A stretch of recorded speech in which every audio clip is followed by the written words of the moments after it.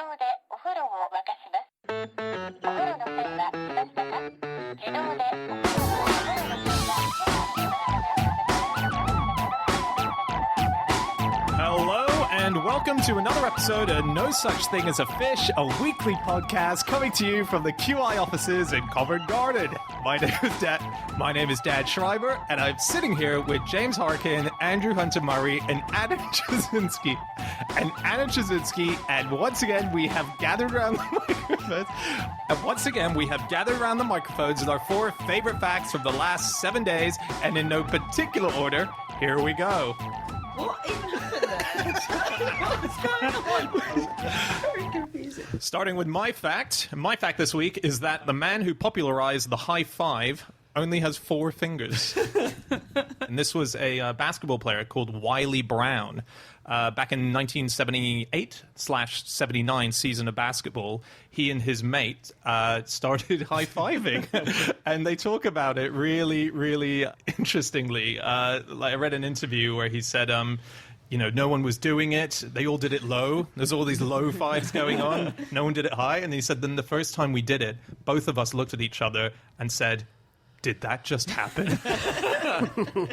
So they're really into it. It was a magical moment. Can I just ask, when you say 4 fingers, you mean on one of his hands? Exactly. So 9 yes. fingers. Yes, exactly. So he had 9 fingers in total. He was missing a thumb. He lost his thumb when he was 4 years old. And a prosthetic thumb was made, which meant that he could still become an amazing sports star because he played basketball and football. He was a bit sort of carefree about his thumb at times. He actually went to the finals of a basketball match having left his thumb back at the hotel that he stayed at, and they had to rescue it. That would be awful if you had to hitchhike home. Well, you could only do it on one side of the road. He actually hated his thumb. His prosthetic thumb. Did he? Yeah, he tried not to wear it. So he played basketball without the thumb for ages, and then one of his coaches said, "You're really good without that. I bet you'd be even better with it." And they made him wear one, and it kept on flying off at matches. And he said it made him look like a freak because it was someone would bash into his thumb and it would fly into the crowd. And so he tried not to wear it, and the coach was adamant. And so much so that he said if he wasn't wearing his thumb, he wouldn't let the other teammates pass to his right hand, which really damaged the game, so they could only pass to his left hand. That's bizarre. But yeah, he wasn't a fan. I should say that I got this fact. It was sent in to us by a guy called Michael Buccino. He's a listener. And again, just quickly have to say this. If you want to see the finest interview ever recorded, go to YouTube and put in Wiley Brown talking about the high five. It is 9 minutes of interview where they ask a question, which is, so you invented the high five. How was it? He says, yeah, it's great. And then they've got 9 minutes more of interview. It's too long.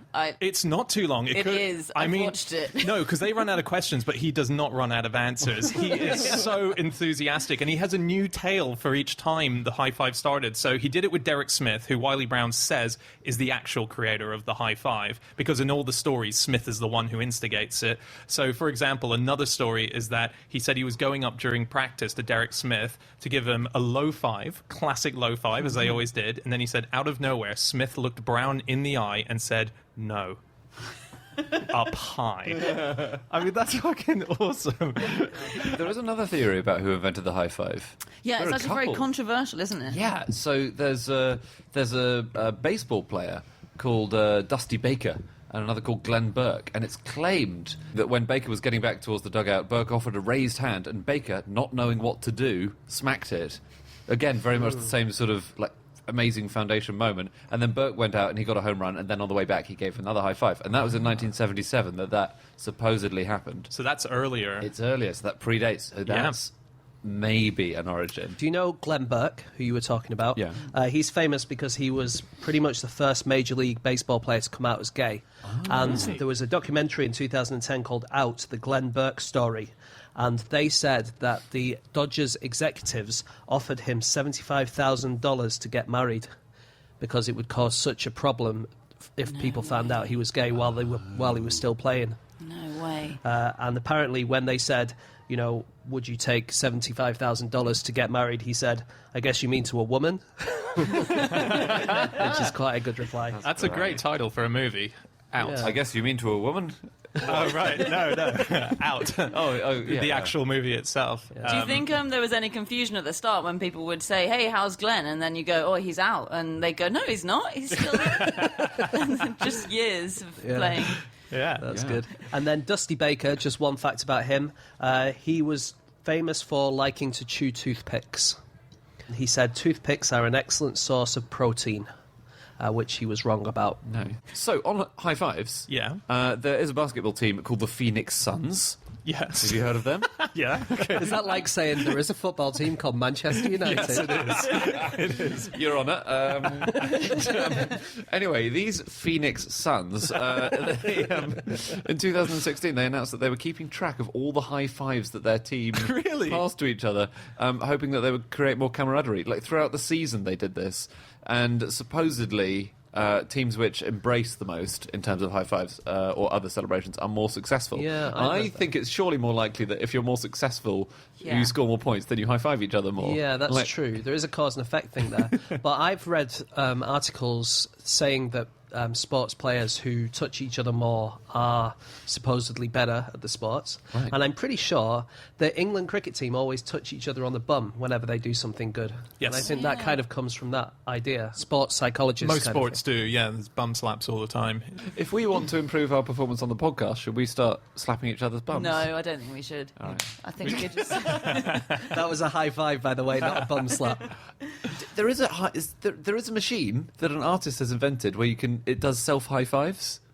Have you seen it? No. It's unbelievably disgusting looking. This sounds like the saddest, loneliest machine in the world. She's a Turkish-born artist. I think she lives in America, called Denise Özuygur. Sorry, how does she pronounce her surname? I don't know, but I don't think it's like that. I'm so sorry if I've mispronounced it, which I definitely have.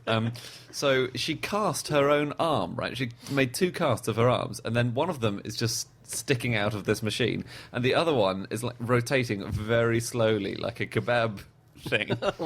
And every minute they come into contact because it's going round in a circle, the moving arm, and it just slowly brushes the fingers of the other arm. So that's not really a high five. That's how you would imagine Michael Gove would high five.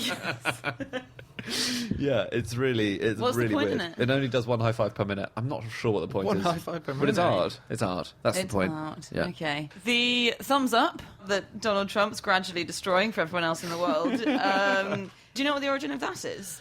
Apparently, there are lots It was of theories. in basketball when someone got hit in the face by a stray thumb and they held it up and said, "Whose is this?" It's a strong theory, but no.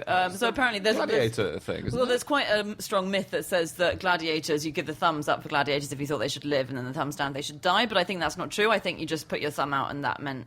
I think we've got no evidence that the thumbs up meant live and thumbs down meant die. But Desmond Morris says that it's from medieval times where if you were a businessman doing a deal, then the way you do it is you'd lick your thumb and then you press it up against someone else's licked thumb. And that was how Really? you were like, That is- hey, deal is done. Oh, Wow, that's like Blood Brothers, but slightly, Split Brothers. weirdly more disgusting.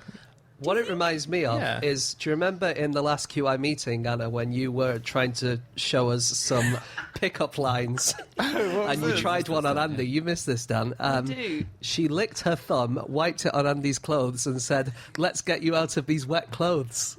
Oh, that's a And good he one. was smitten. The single most erotic moment of my life. Strong. That's you know, amazing. couples, marrying couples used to shake hands at the altar. Oh, really? So this is BBC History magazine claims this, but yeah, in the 17th century, you got married and then you shake hands with the bride. Is it because it's like a contract, Yeah, maybe? exactly. The kissing thing, when I got married in January, the priest told us that, it's not a thing. You don't need to do it. It's like, it's just people just started doing it. It just caught on, like the high five, and just people decided to do it. But it's never been officially a part of the ceremony. Yeah, I You never may kiss thought the that it bride was. is not a line, a part of the Who ceremony. popularised it, Dan? I think it was a half-lipped man.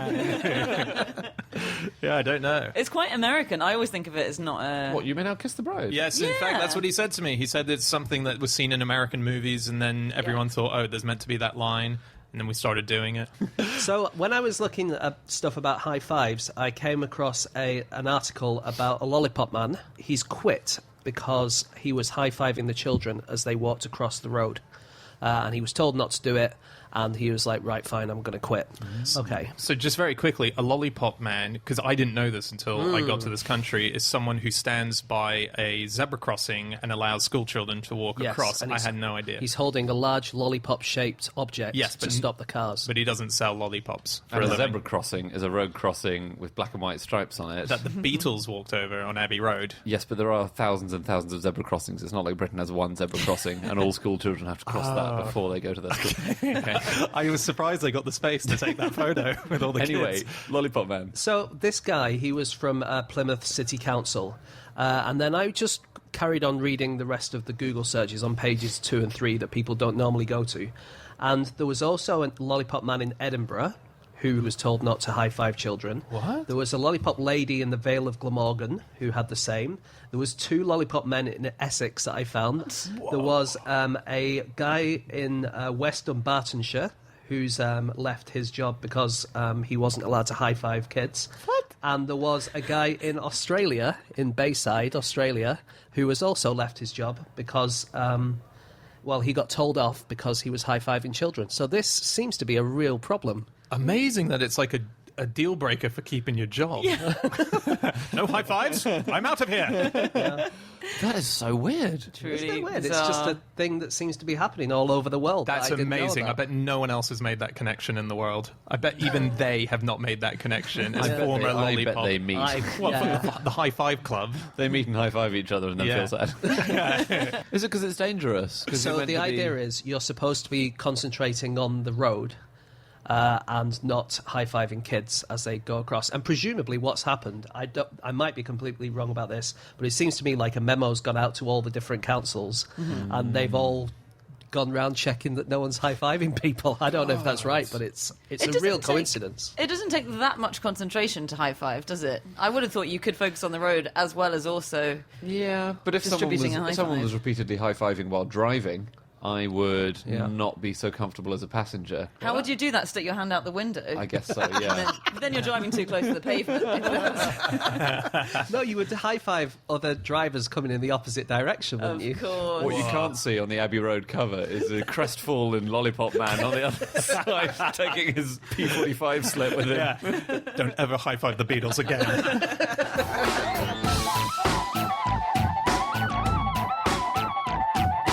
Okay, it is time for fact number 2, and that is Jasinski.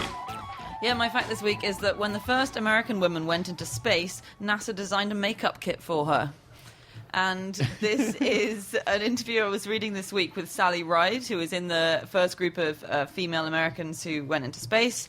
And yeah, she said that NASA called her in for a meeting and said, look, we're really worried about this, but we're sending women out there now. And we obviously need to design you a makeup kit. So what kind of stuff should we be putting in there? Because we're a bit stuck with that. What did she say? And she said it was the last thing she wanted to be thinking about at that time. Effectively, this fact is about the sort of massively backward sexism that happens to a lot of women. Well, you as don't they want head people to into- look like a minger for the aliens, do you?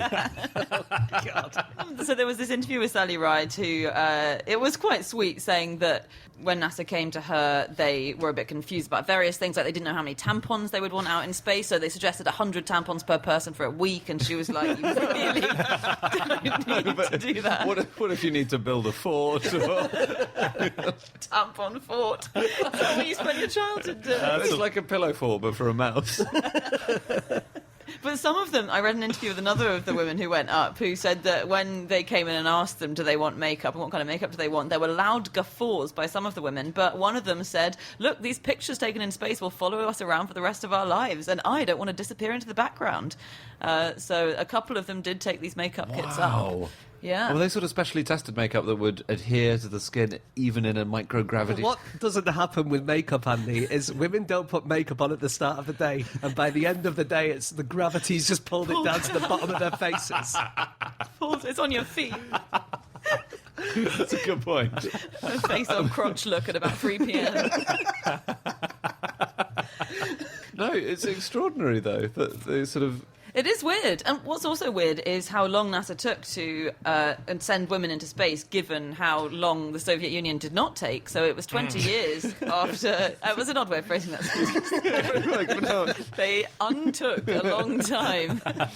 So the Soviet Union sent Valentina Tereshkova up in 1963, and one NASA official was actually asked what he thought about this at the time, and he said it made him sick to his stomach to think of women in space. But this is the weird thing about Tereshkova's trip. She was only allowed to go because she wasn't menstruating. Oh, because they were worried about what would happen with periods. No, they Why? just didn't have enough payload to take 5,000 tampons up there. No, there were all these reports sort of worrying about it. And so basically, all your blood sort of pools in your torso and in your head because there's no gravity. So that is something that on Earth is affected by gravity.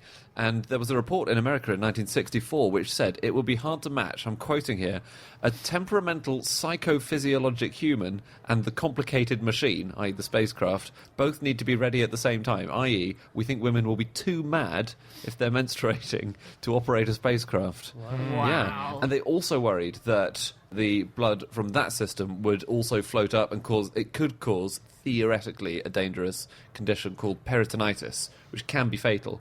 As they thought, well, what if that happens? But the reality is that normal blood circulation is completely different to menstrual blood, so it was never a risk. And actually, women going up in space is very sensible and a good idea because they can do everything that the men can do, but they're smaller, generally speaking. Yeah. You just need less power to get women up there. Oh, I thought you meant Every bit counts. you don't have to send them as far because they're smaller, so they'll look the same size even when they're a bit closer. That's the whole point. That's why we send people into space, so they look smaller. To see what humans would look like if they were 1 centimetre tall. That's one small step. No, it's a normal step. It's just a long way away. There's another astronaut called Svetlana Savitskaya, and she went up in 1984. She did a mission, first woman to fly in space twice. In 1995, she gave an interview, and she was talking about the sort of sexism that was going on with being a female astronaut. When she arrived at the Salyut 7, as she came in, there was another astronaut there who handed her an apron and told her to get to work. That was her arrival in space. Yeah. Was that a tongue-in-cheek thing? No, it was very much a... It seems like, well, women shouldn't be up here, so I'm going to say something extremely offensive. Oh, so it was a deliberate, you shouldn't be here. You shouldn't be here. thing. Put the apron on if you're going to be here and clean up our shuttle. Wow. Yeah. They've been deliberately letting dirt build up on the shuttle and jeopardising the entire mission to make this incredibly petty point. Where do you get the apron from? Who has an apron in space? You would have had to smuggle an apron. Yeah. We would have had to craft an apron, probably from vital bits of the spaceship. Maybe... On the ISS, do you know they have to vacuum every day? Really? Yeah, because they need to keep it clean, and they need to keep it clear of, germs and bacteria. And, so they have to vacuum every day. It's quite ironic, the fact that they're bringing a vacuum into space. Do they? Because the stuff isn't adhering to the ground because of the absence of gravity or the lack of gravity. So do they just wave a vacuum in the air? I think they must do. They must do, right? That's so easy. I guess what happens is it kind of floats around and then it'll just stick to things. Yeah, I think it does. It's sort of, we've mentioned before, you get calluses on your feet because you're not walking around on the ground, so your underside of your feet gets soft, and then the top of your feet, because you're hooking your feet around railings and things, gets very hard. Those calluses break off, and then they're just floating around the space station, bits of your own foot skin. So you have to vacuum those up. Don't they wear socks most times? You should be wearing space socks. I guess. Yeah, I guess so. But it is cool they have reverse feet in space. Yeah. I do love that. Is that what we're saying here? That's what we're saying. If you live in space, you have reverse feet. Do you know what happened on the maiden Space Shuttle Columbia mission in 1981? The toilet got clogged when they were up in space, and they had to use these tube-shaped bags which attached to your bottom with a sticky seal to go to the loo. It was very unpleasant. And then, as they were re-entering the Earth's atmosphere, the toilet was broken and the vacuum-dried excrement got into the ventilation system and then started floating around in the main cabin. No. Bad times. See, you really need the vacuum cleaner then, Yeah, I you think. do, Yeah. Suck that up. You can't suck up poo in a vacuum cleaner. I wouldn't you use it can. again after I'd done it. If it's vacuum-dried... Okay. If it's vacuum dried, you can, which is why I always vacuum dry whenever I get a loo. Just one more thing on the extreme sexism in space theme. Yeah. Great so theme. It's such a strong theme. It's just a real laugh a minute.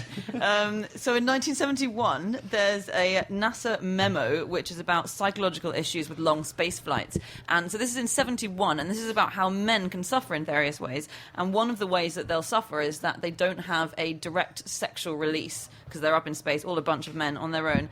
And this NASA memo says, the question of direct sexual release on a long-duration space mission must be considered. Practical considerations preclude men taking their wives, so it is possible that a woman, qualified from a scientific viewpoint, might be persuaded to donate her time and energies for the sake of improving crew morale. No. Space prostitutes. I so, yeah.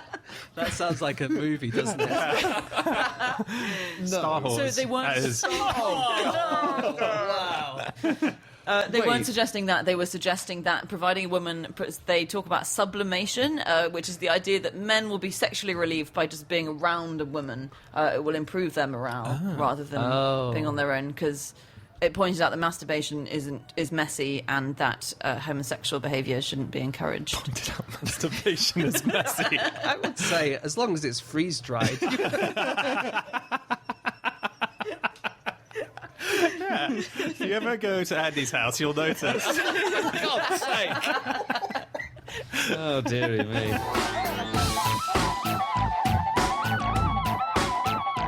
Okay, it is time for fact number 3, and that is James. Okay, my fact this week is that the Indian justice system has a backlog of 31 million cases. 31 million! Yeah, that's very nuts. bad. Oh, my So goodness. terrifying. And if all of the judges managed to deal with 100 cases an hour and didn't take any breaks, it would take them 35 years to get rid of the backlog, because there's hardly any judges. Well, as there's well. it's between 13 and 15 judges per million people Yeah. in India. And in America, it's more than 100. Is it? Yeah. Wow. Yeah. So I saw this in a review of a book called When Crime Pays, Money and Muscle in Indian Politics in The Economist magazine a few weeks ago. And what it was, really, it's an article about how corrupt politicians are in India. And they said in this article that if you are a politician with serious charges hanging over you, you have an 18% chance of winning your race, and that's compared with 6% for someone who doesn't have any charges against them. So you're 3 times more likely to get into Parliament if you have a serious crime against you than if you have no crime, which is insane. That is Where's the mad. causation correlation link there? Do they speculate? Yeah, I mean, they- because I can't believe people are voting people in just on the grounds of their criminal history. Well, the speculation is that getting the Indian state to do things is very difficult because there's so much bureaucracy.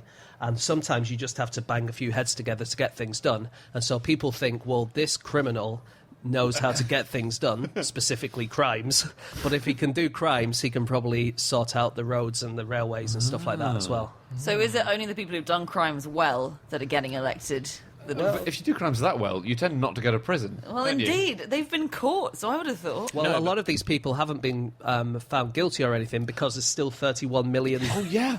So cases. 2/3 of all people in prison in India have not been convicted of anything. They're waiting Oh, for so their they, trial. so they still put them in jail, Yeah, though? there are Okay. 400,000 people in India in prison, which is actually, I think, a bit lower than the British proportion, because Britain's got about 80,000 people in prison, so they've got 5 times as many, but their population's way higher.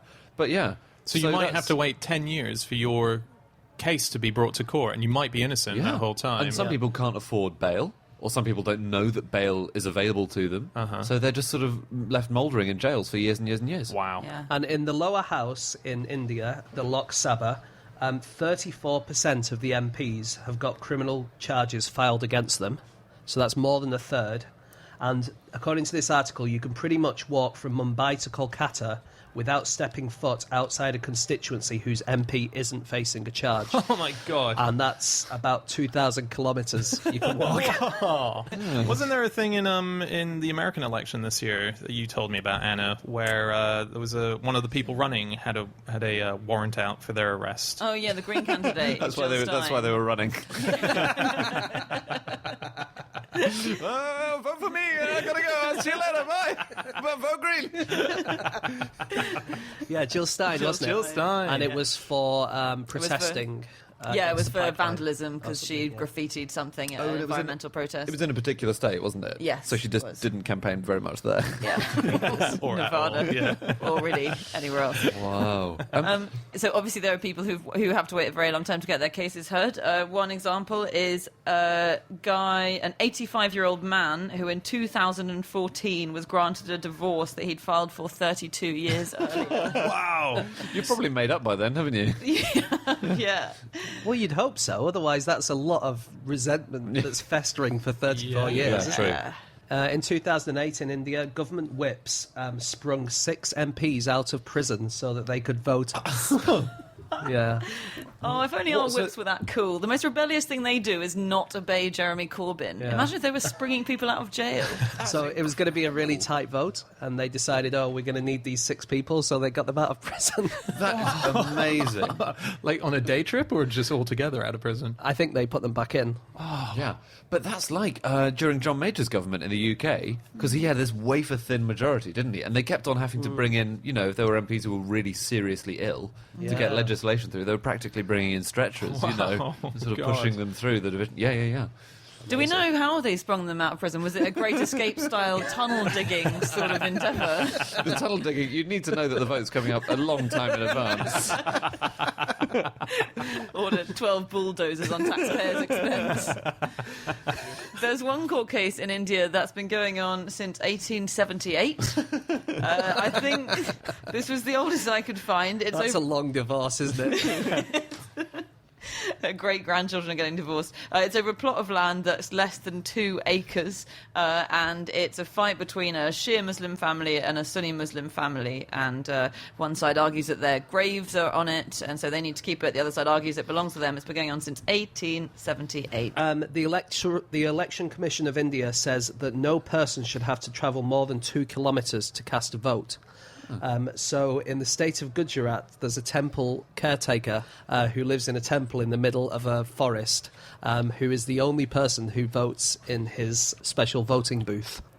Okay, so the police come in whenever there's an election. They have to go through this massive forest with snakes and lions and stuff like that.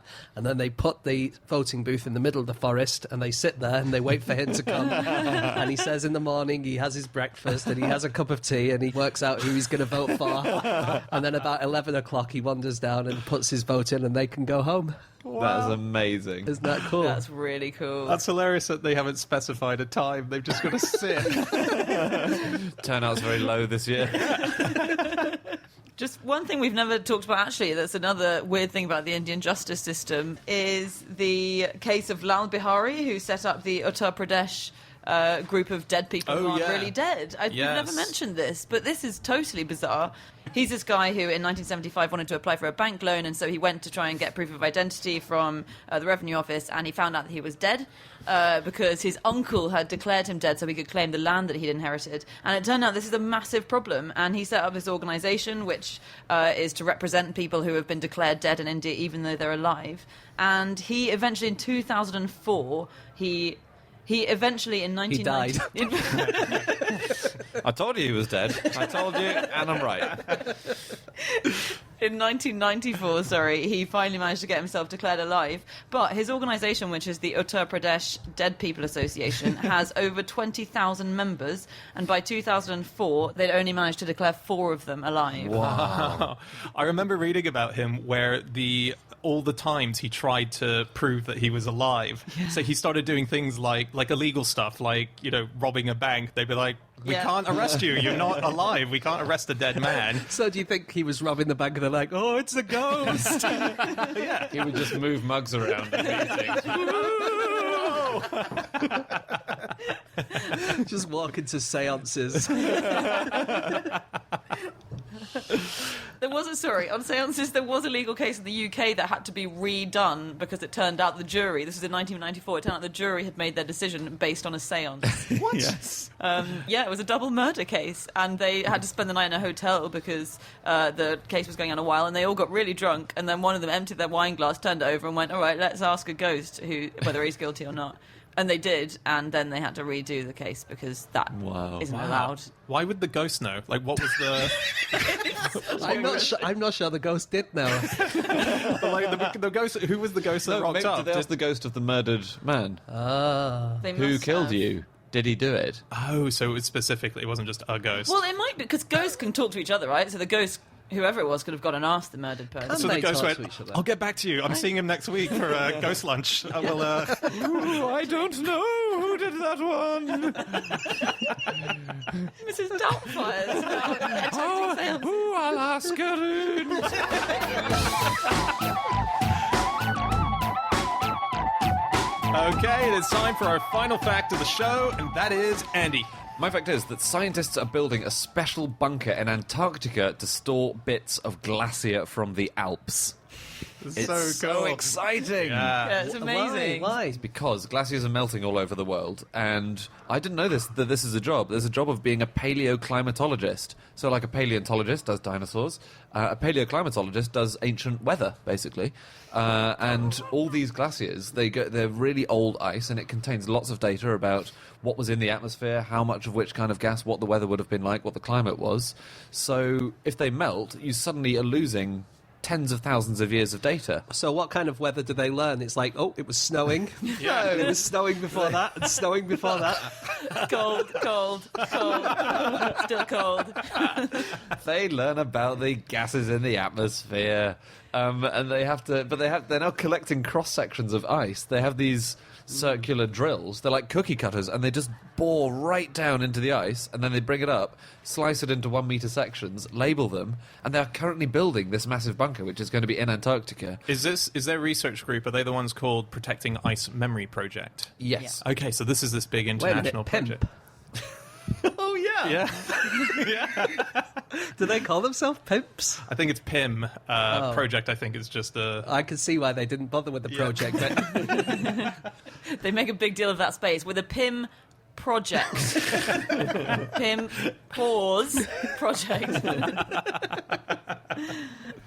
Yeah, it's unbelievably cool though. Actually, these ice cores that they pull out. Just the idea that all of this stuff that's happened for hundreds of thousands of years is literally frozen in time, and we can look at it. Yeah. So find volcanic ash, or find when carbon dioxide was in the atmosphere and how much of it. And that's how they get a lot of climate data, which I hadn't realised. So when we say, when you have those graphs which show how much CO2 is in the atmosphere X number of years ago, very often that's because they've studied an ice core and they've found a little bubble of it somewhere beneath that's been so it's preserved the for bubbles. hundreds of thousands of years. It's all Yeah. the bubbles. it's always the bubbles, isn't it? Why don't they just keep the bubbles? That's true, because it'd be easier to store, wouldn't it? And the reason it's in Antarctica is that even if the power fails, it's still minus 50 degrees outside. Yeah. Whereas if you have it somewhere warmer Right. and the Yeah. power fails, then obviously all your precious data melts. Do you guys know about Project Iceworm? Project Iceworm. I know what No. ice worms are. What? No, I don't Or know what they are. iceworms? They're worms that live in ice. All right, yeah, that's amazing, James.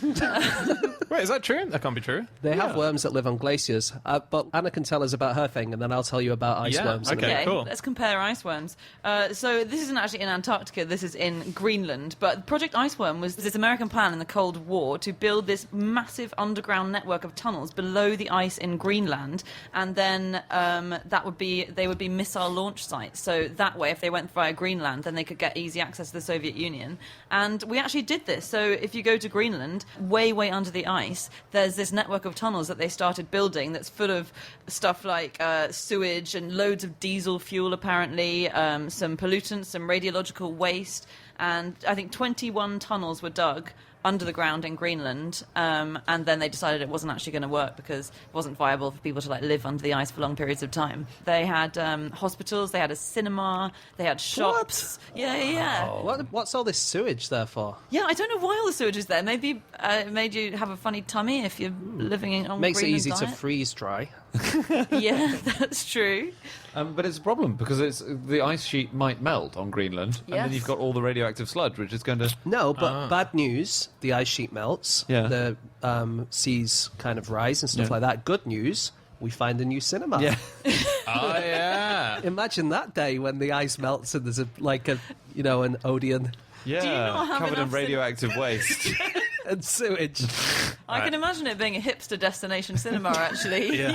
People are going to go. It's going to be very fashionable. You have to dig through 12 metres of ice to get there. Okay, I can't wait anymore. What's an ice worm? Oh, yeah, sorry. That's why you've been quiet all this time. It took so long. Oh my god. Well, an ice worm, like I say, it is just a worm that lives on ice. They live in glaciers, and they eat little bits of pollen that have been trapped in the glacier.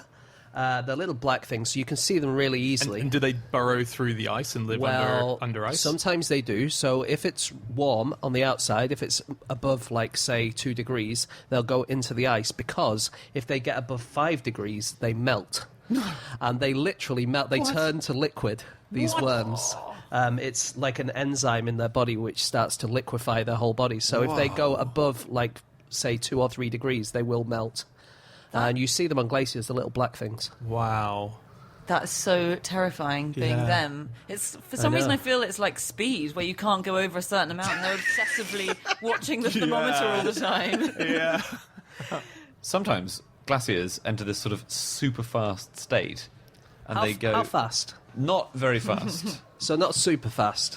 It's well, they call them glacier surges, Right. and they move at 100 times their normal speed. But I read that the fastest that they've ever gone is 11 miles per year. That's pretty fast. Is it, though? Is it? Well, it's about 45 meters per day. Sure, it's like Southern Rail. Yeah, exactly. Yeah, but they are moving 4 times faster than they were in the 90s. Yeah. In the summer speed of glaciers, that's big. Where are they going? Well, they're melting and moving Downhill. and towards the sea. Okay, right. Okay. Yeah. So that's what a glacier is, basically. It's loads and loads of snow that's fallen over loads and loads of years, and it's just slowly, with gravity, moving down towards the sea, like a river, but it's made of ice. So it's on land. Yes. Okay. Yeah. Otherwise, it'd be an iceberg. Yes. Okay. So that's the difference. That's what I didn't understand. Yeah, and actually, a Fox's Glacier mint shows a polar bear standing on an iceberg. You're right. So it's a completely inaccurate It mint. should be an iceberg mint. Yes. Or they need to change their design. Either way. Until they do one of those two things, I'm not buying one of those mints. I mean, to be honest, if we're being really pedantic, they should show a fox standing on a glacier, so they've got it wrong in a couple of Got a ways. polar bear on an iceberg. What are you guys doing? Polar bear iceberg mint. It should be. There are towns in the Alps who are still burying soldiers from the First World War thanks to glacier melt. What do you mean by that? Well, loads of soldiers were posted in the Alps during the First World War, and it was incredibly, obviously, very cold, extremely harsh conditions to live in, and they were fighting very fiercely over almost no territory, basically. But lots of soldiers froze to death, got caught in the glaciers. They didn't get caught by the glaciers, but they... Incredibly slow, like that Austin Powers scene, edging away from the slow-moving Well, glacier. no, we've established that they're super fast, so maybe they weren't ready for the speed of a Okay. Yeah. glacier. About 11 miles 11 per year. miles per year. How did these guys get into the army? Anyway, they were caught, and they're now being discovered as the glaciers retreat, as they melt. Bodies are being discovered, and they're being buried. So there was a funeral for 2 of them in 2013, and 500 people turned up to sort of pay their respects. wow. And were their bodies preserved properly? Like, because I remember when they found Mallory on Everest. Yeah. You know, a lot of his skin was there. His body was there because you're properly preserved, aren't Yeah. you, in the cold? I don't know how well preserved they were, but there is a particular town called Peyo where they do a lot of these burials because they're near a lot of the battlefield sites, and that's where the bodies are being discovered. Wow. Amazing. It is kind of if you're looking on the bright side of global warming, it is good for glacial archaeology, isn't it? Because like you say, it's suddenly revealing all this amazing stuff. So melting glaciers have suddenly revealed like lots of Roman coins, some Iron Age horses. There's a glacier called the Meadenhall Glacier. I'm not sure, Anna. Like, a couple of coins and a horse makes up for losing the entire Netherlands. she's Also, right. if you want, what if you want your children to go into the same line of work as you when there's no more ice? It's only good in the very short term. Well, I think we've established that this view is a very short-term view, isn't it? If I was worried about the long term, I would be concerned about climate change. As it is, I'm very excited about these Roman coins. And a forest. So there's 1,000-year-old... Guys, look, we could always do with more forest, and there's 1,000-year-old forest that's been revealed by a melting glacier in Alaska. I bet it's a rubbish forest after all the time under a glacier. It's it a bit can't be stumpy. good. Yeah. It's, A bit depressing. Exactly. Some dead squirrels everywhere. that's strange, isn't it? Because you do want more trees as well. You want more forests, but you also want more ice. So which do you choose? Oh, it's Sophie's choice, isn't it? Yeah. But the ice, I think we'll keep the ice. Okay. Yeah. Great. Because you can grow forests elsewhere where there's no ice, but you can't put ice You can make ice. in the... You can't keep it in the Amazon. If you have a refrigerator, you can. You can't turn the Amazon into a fridge, Dan. No, but you could put a lot of refrigrators into the Amazon. It's Why not a would- why- refrigerator, it's a freezer. Why? A refrigerator's just going to slow down the melting. Is that why my ice tray's always full of water? I'm livid. That's why my parties are never any good. Do you want some ice when you drink? Dribble, dribble, dribble. Never mind. We'll have an ice cream instead. Oh no!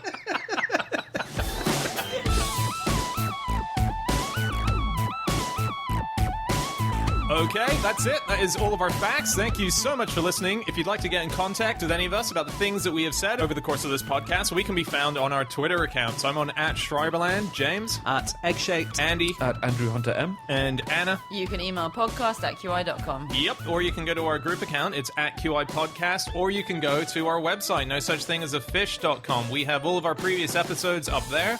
We'll be back again next week. See you then, guys. Goodbye.